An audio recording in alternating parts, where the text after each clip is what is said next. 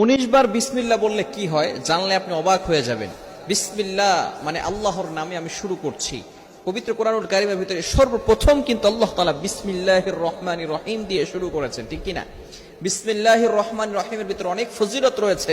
19 বার পড়লে এর গুরুত্বপূর্ণ একটি ফজিলত রয়েছে। ওমর রাদিয়াল্লাহু তাআলা আনহুর যুগে রোম সম্রাট একবার ওমর রাদিয়াল্লাহু তাআলা আনহুর কাছে এসে হাজির হলেন। বললেন, ইয়া আমিরুল মুমিনিন খলিফাতুল মুসলিমিন, আমার মাথায় প্রচন্ড ব্যথা। ওমর রাদিয়াল্লাহু তাআলা আনহু এমন একটা টুপি সেই রোম সম্রাটকে দান করলেন। সেই টুপিটা যখন মাথায় দেয় সাথে সাথে মাথার ব্যথা ভালো হয়ে যায়। সুবহানাল্লাহ, বাসায় গিয়ে সাথে সাথে মাথার ব্যথা কি হয়ে যায়? ভালো হয়ে যায়।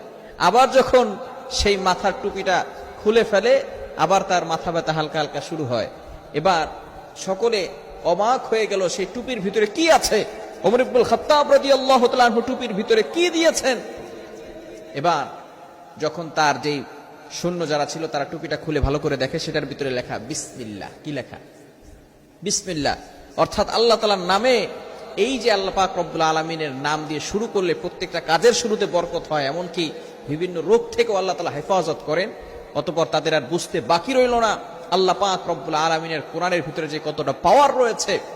শুধু তাই নয়, আবু হুরায়রা রাদিয়াল্লাহু তাআলা আনহু থেকে বর্ণিত, তিনি বলেন, নবীজি সাল্লাল্লাহু আলাইহি ওয়াসাল্লাম জানিয়ে দিয়েছেন, হে আবু হুরায়রা ভালো করে শোনো, যখনই তুমি ওযু করবা ওযুর শুরুতেই সুন্দর বাক্যটি পড়বা বিসমিল্লাহ।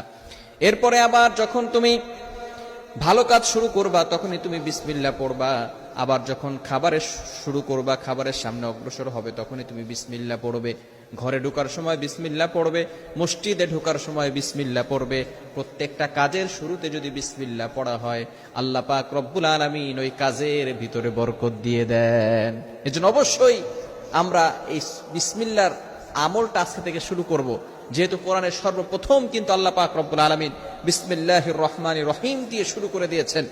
পরম করুণাময় আল্লাহর নামে শুরু করেছি, যিনি রহমান, যিনি রহিম, যিনি পরম দয়ালু। He is the most merciful. তিনি হচ্ছেন দয়াময়, তিনি হচ্ছেন দয়ালু।